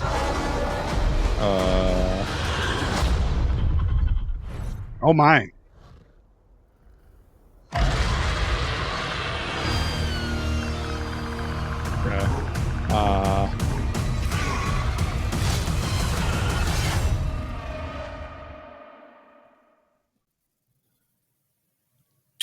Okay, so not what I was hoping for. Okay, so not. Okay, so hold on. Okay, who? So Elle Fanning is the one that's talking, right? Did you see her eyes go white? Yeah. So isn't that isn't that an Alien crossover? Yeah. From, Okay. So I'm not going to pretend that I saw that happen and was like, oh, I can recognize the logo. Look, I'm going to be honest, folks. I know about the logo because of something I saw on Twitter, but I hadn't seen the full trailer until just now. But now I know the context. The logo that is on the eyes when her eyes go white is Wayland Industries. Okay. So, put all that bullshit aside. What I did notice on his trophy rack, did you see? What? On the trophy rack, right dead in the center, is the skull of one of the freaking aliens from Independence Day. Oh, I did not. No. Yeah. I feel like when I saw that, it's ingrained. The second movie is ingrained in my head, so I just saw the. I didn't even actually look at it, but wow. Okay. Release. Another interesting movie I want to talk about one day. Oh hell yeah! Independence Day is freaking terrifying for that scene that I'm talking about, where you got the freaking tentacle around Data's neck. Yes, dude, it's incredibly terrifying. What code? Listen, who's she talking to? One, right? She's just having a conversation with somebody, and for all intents and purposes, all I saw is there was actually humanoid looking was her. So is she just like talking to this? By the way, his name is Dek, D-E-K. Who's he?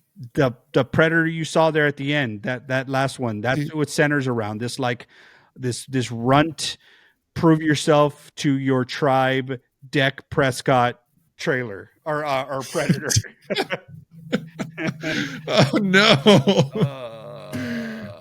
Okay. So a few things are right. A few things are here. Okay. Obviously, Independence Day was made by 20th Century Fox. No big deal to use the skull and put it there. No big deal. Right. Move on. The big thing. Okay. The big thing is that is an interesting looking predator there at the end. Mostly not too far from the original. Yeah, like people kind of have been shitting on this design, and I don't see what the hell's going on. Yeah, he's a little small. His head isn't as bulbous. Because like when the Predator, right, like when he takes off the mask to fight Arnold, his head is pretty like round and bulbous. This guy's a little bit more sleek. He looks more like shit. It's like his name is like Rex Rawhide or something like that. It doesn't matter. He just looks like a video game character that I've seen before, or a horror movie character to be honest with you. So, but just a little bit more aerodynamic. Still got the braids and stuff, but the eyes took me out. He's like, hello, his eyes are like glowing, but that is definitely not Earth. No, I think he just feels more humanistic than the Predator ever really has. The Predator's always been like a 7-foot dude, or around that size, muscular. So, and then you start to add the padding and all that kind of stuff. I think this is kind of what I was talking about. I was like, I don't necessarily know if I really care about the lore and the planet of the Predators. versus the predators interacting in society. You know what I mean? Like I like the one-on-one man versus beast movies more. This just has a feel. Maybe this is what they're trying to build towards. This is what they've been trying to say for years, is we want the event predator film. This feels to me like Dune. It feels like the new Star Wars stuff. It feels like what was the something Moon on Netflix? I never saw it. Yeah, Rebel Moon.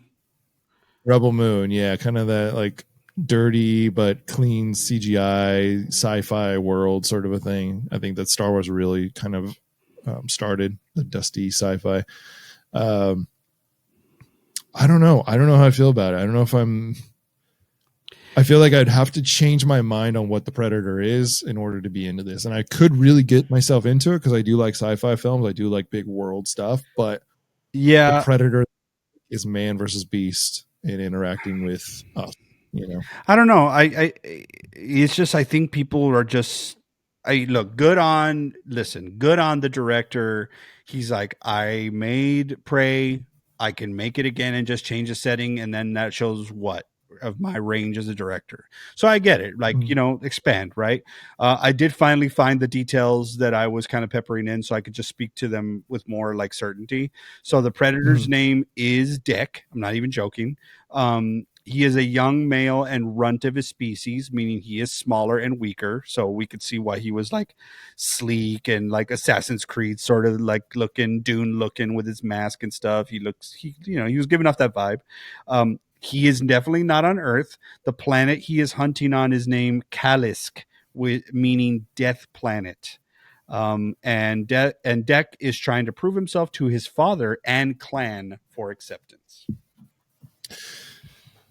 Okay. The one thing I did notice, you kind of mentioned the Fanning girl. I think there's a scene where we see Deck. We can see some like humanistic looking like sci-fi tech that's been kind of crushed up around him. I'm kind of wondering if there's a human landing on there. There's maybe some humans kind of running around, maybe getting in the way, sort of a thing, so we can sort of relate to the film.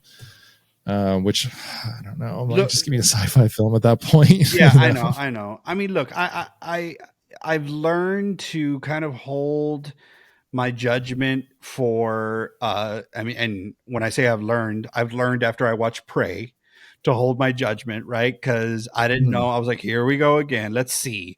And then I watched it and I was like, holy shit, this thing fucked me up in a good way, right? So I'm hoping this is going to be good. They are saying this is not going to be a Hulu release because that's what we all said, right? They were like, damn, this thing was good enough to go into theaters for Prey, right? But maybe it needed to release on Hulu. Maybe it needed to do that so it can get to where we're at now, where it's like, now I'm telling you all that this is worth your time, because I will definitely be watching that in the theaters. I think that's definitely an event. I mean, it's probably the sights and sounds. I mean, look, when you saw like the spaceship and stuff like that, kind of like cruising over all like the barren lands and stuff. Yes, it gave me like a Dune vibe, like you kind of said, but it also gave me like an Alien 1 vibe too. So, but yay, there was a jungle scene with all these like tentacles going after him. I think he's going to be like very like, assassin acrobatic sort of way. Like I think he's going to be doing a lot of like cool sword moves as opposed to like, heat seeking, locking in with his little laser taser blazer. I don't think I think what was cool about the Predator all the time was the mystery behind the Predator. Like, he was the hunter. You were terrified of him. Like, even in the second one, when he's going down the subway, like, there was terrifying moments of you feared the Predator. You kind of thought he was a badass at the end, and you were like, okay, cool. This dude hunts other, creatures and aliens and other shit. But in the end, you were scared of him. You were afraid of him. And now you've got to watch a whole movie where you're like rooting for him. I don't know. It just gets away from the source that kind of pulled me in, so I'm like, you have a point there. Like I said, I've got to change my mind on what the Predator is to me in order, I think, to enjoy this and just be like, oh, this is a cool new sci-fi movie and I'm going to go this direction with it now. But that is not the only Predator stuff we're going to get from this team. I think we're getting an animated Predator feature that is going to be going straight to Hulu or something like that. Called what is it called? Oh, that I don't know. It's like Predator. Also, take a drink every time we say Predator. I think we've said it like a million times. It's Killer of Killers is what it's called. Okay. We won't watch or anything like that, but it does look pretty intense. This will be a Hulu and Disney Plus sort of thing on June 6th. It looks interesting in the fact that like it's not like an animation style you've never seen before, but it looks to me a little bit more like it could be some freeing sort of stuff you can do with animation that you can't really like practically create with effects and stuff, or it would become like super expensive. I guess I'll watch the trailer sometime, but I'm gonna watch it just because like that's the thing about Predator. You're looking at two. I almost view it as two characters in one. You watch him with that mask on, and it's almost like he is something else at that point because he's kind of sleek, and it's like he's almost like a Michael Myers or something like that. He's got like no emotion, and it's also like, is that his face? It looks very cool. He's kind of like a wraith looking sort of dude, and then he finally takes the mask off and he becomes a totally different like feral beast.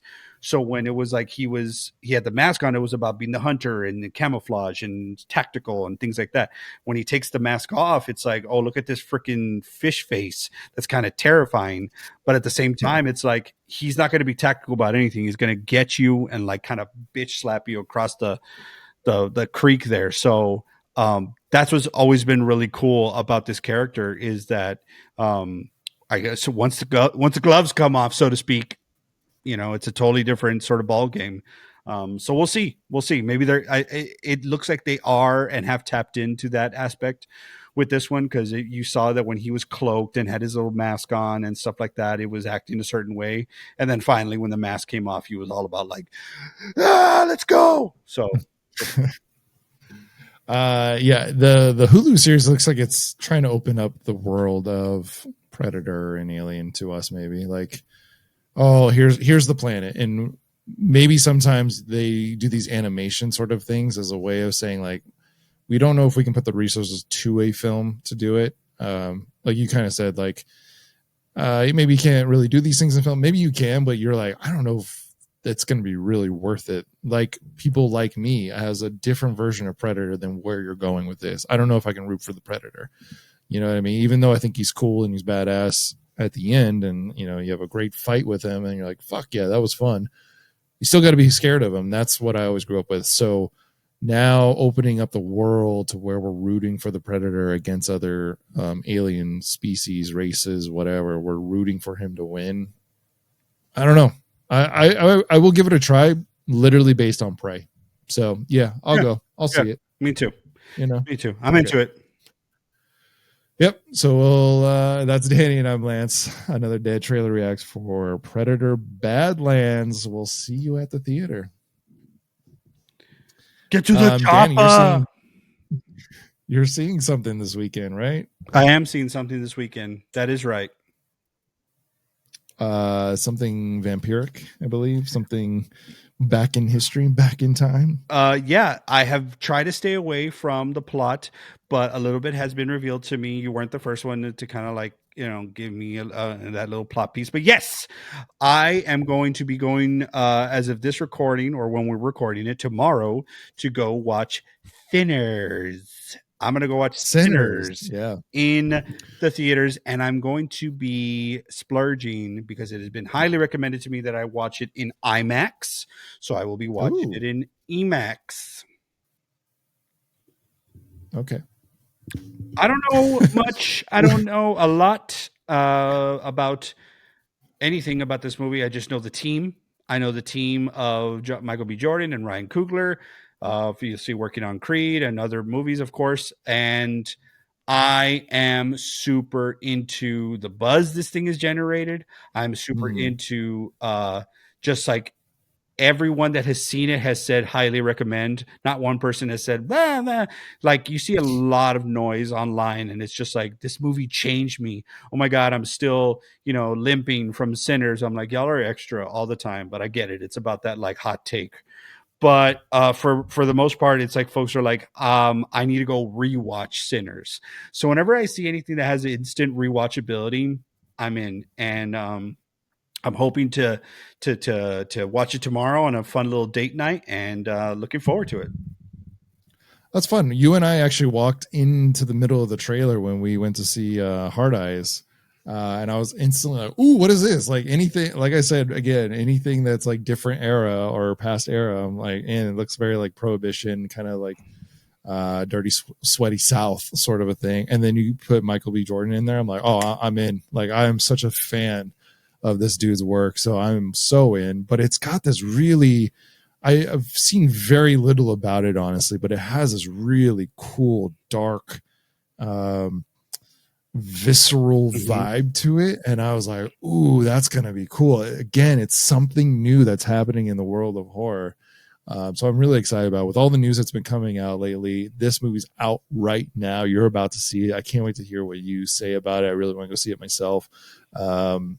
It's got a really cool, dark, hopefully violent vibe to it, and it's so different. So I'm really looking forward to it. I can't wait to see or hear from you, your take on it. Maybe you can give Slash's Paradise a little taste of your first reaction out of the theater this weekend. But yeah, I'm excited for you. I can't wait to see it myself. Yeah, it's going to be really, really cool. And like I said, anytime I echo your sentiments, anytime there is something new, and anytime any like really well established filmmakers and of course actors take a swing at a genre that they don't spend a lot of time in, yeah, I'm totally into that shit. So I was totally into it when Jordan Peele started doing horror movies, albeit that's how he pretty much started directing. But Ryan Coogler and Michael B. Jordan have not been doing horror movies, and this is obviously fresh out the gate. It is definitely getting a lot of traction, so I'm going to support it for sure. Awesome. Can't wait to see it. Can't wait to hear about it. One last thing, you mentioned this at the beginning, actually. Clown in Cornfield has some cool release information. That is something in the theater. That's correct. So Clown the Cornfield is coming out very soon. It's coming out next month.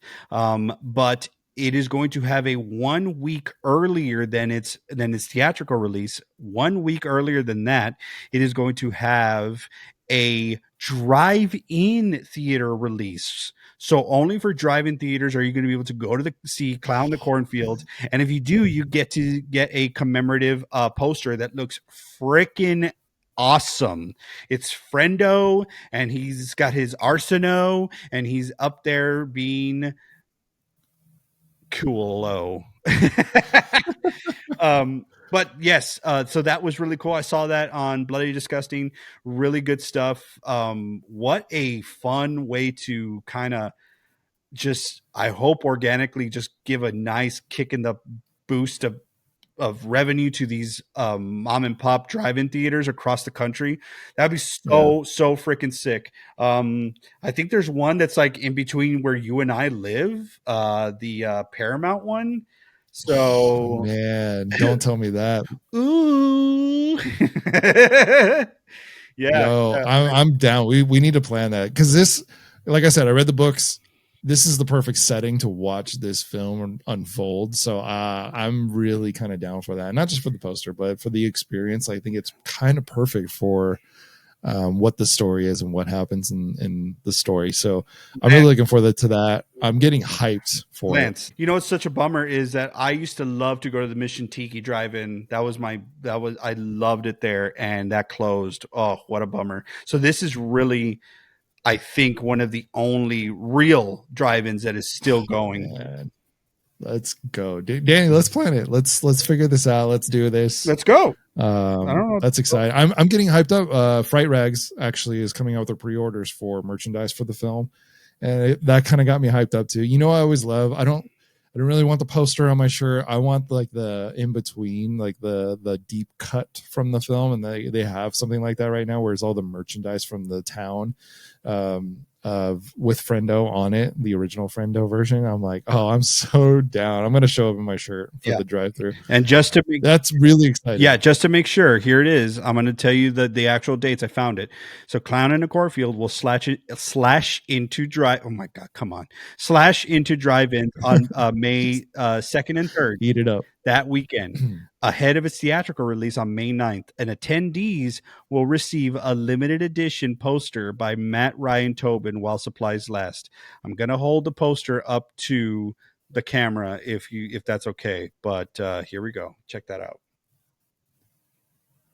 Danny, that's next weekend. We got plans to make, sir. Yeah. So there you go. Dang, does that, are you a friend of Friendo? So, I mean, I'm just gotta pull up. This is happening as we're speaking. I think you all are being witness to us actually planning something. We're ending this episode on so much excitement. You have no idea. I'm like shaking over here. I'm really looking forward to this. I just need to look at coming soon. Come on now. Give me.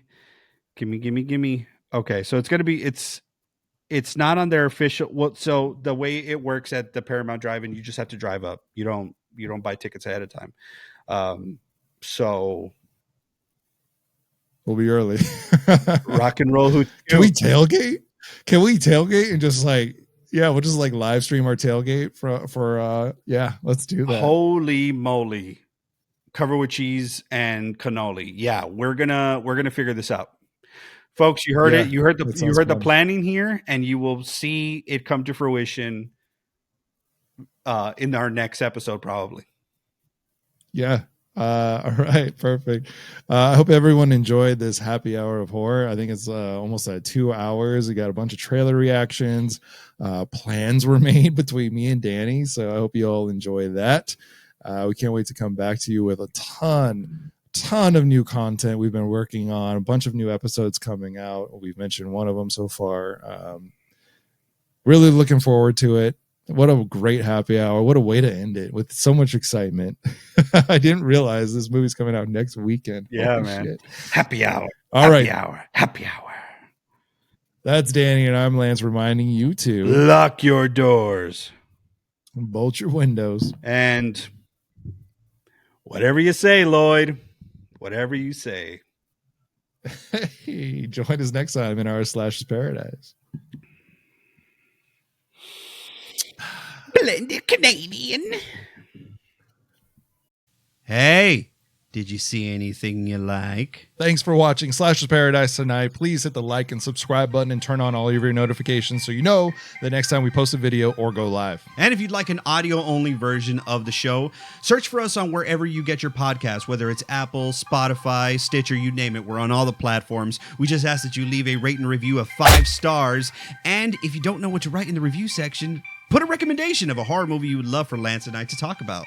Yes, and if you'd like to get the full experience of Slash's Paradise, including videos and audio all together, go to deadcandy.com, that's DEDCANDY, or go to youtube.com/deadcandy. Here's to you guys. This is Slasher's Paradise. Sorry, I had to work that in. And I'm going to drink on that. Blended Canadian.